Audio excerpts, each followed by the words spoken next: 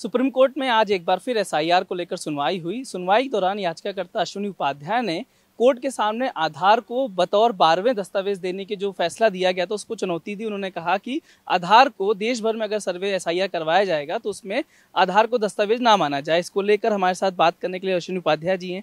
Sir, पहले ये बात हुई कि आधार को डॉक्यूमेंट शामिल किया जाए, फिर कोर्ट ने पिछले आदेश में आधार को शामिल करने की बात कही। आपने कहा कि आधार को दस्तावेज शामिल ना किया जाए, ऐसा क्यों? मैंने पीआईएल फाइल करके मांग किया है कि पहली बात तो पूरे देश में एसआईआर का जो है डेट डिसाइड कर लिया जाए और पूरे देश में एसआईआर शुरू कर दिया जाए।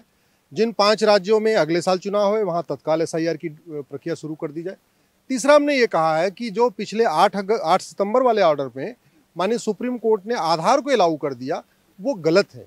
वो इसलिए गलत है कि वोटर लिस्ट में नाम जुड़वाने के लिए 2 कंडीशन जरूरी है। एक तो 18 साल की उम्र होनी चाहिए और वो भारत का नागरिक होनी चाहिए।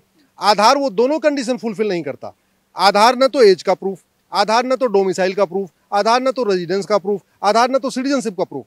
इवन आधार विदेशियों को भी इशू किया जा सकता है। यहाँ भारत में जितने एम्बेसीज में रहते हैं, जो विदेशी दूतावास में लोग, सबको आधार मिला हुआ है। आधार एक्ट कहता है कि जो भी आदमी भारत में है वो नागरिक हो चाहे नहीं हो, लेकिन अगर भारत में है और 6 महीने से ज़्यादा है तो उसको आधार इशू किया जा सकता है। इसलिए जितने भी हैं यहाँ, चाहे वो पाकिस्तानी हैं, अफगानिस्तानी हैं, या रोहिंग्या हैं, या बांग्लादेशी हैं, या कुकी हैं, जो भी भारत में रह रहे हैं 6 महीने से ज़्यादा, आराम से वो आधार बनवा लेते हैं, क्योंकि ये कानून कहता है। और आधार बनवाने के लिए आपको कोई बहुत ज़्यादा डॉक्यूमेंट नहीं चाहिए। उस एरिया का पार्षद और प्रधान लिख के दे दे लेटर हेड पे कि हाँ, मेरे मोहल्ले में, हमारे एरिया में ये 6 महीने से रह रहे हैं, इतना पर्याप्त है। जबकि जो बाकी 11 डॉक्यूमेंट है जिसको इलेक्शन कमीशन ने कहा है, उसमें बर्थ सर्टिफिकेट है, उसमें रेजिडेंस प्रूफ है, उसमें ड्राइविंग लाइसेंस है, उसमें बैंक की, सरकारी बैंक की पासबुक है, वो बड़े कंट्रोल डॉक्यूमेंट है।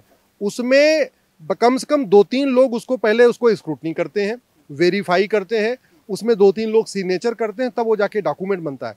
तो बाकी 11 डॉक्यूमेंट में रिस्पॉन्सिबिलिटी है गवर्नमेंट एम्प्लॉइज की, अकाउंटेबिलिटी है।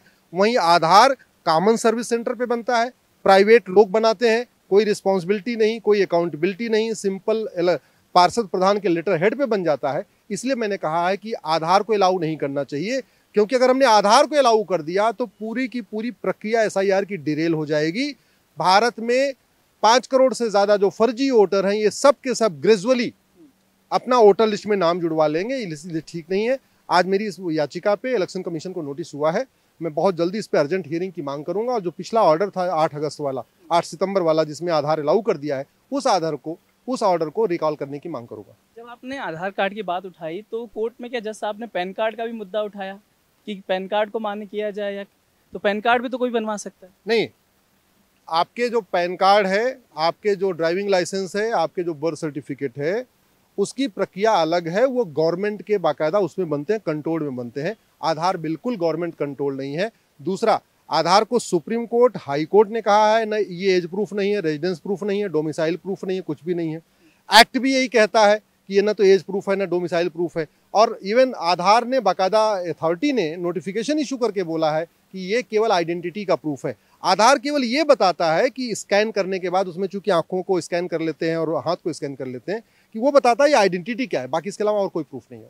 बहुत शुक्रिया सर हमसे बात करने के लिए। तो ये थे अश्विनी उपाध्याय, जिनका कहना है कि जो आधार है, जो उसको बतौर 12वें दस्तावेज के तौर पर ना माना जाए, और इसको लेकर आज सुप्रीम कोर्ट ने इलेक्शन कमीशन को नोटिस भी इशू किया है। कैमरा पर्सन मुस्लिम के साथ मैं अश्विनी कुमार, एनडीटीवी इंडिया के लिए।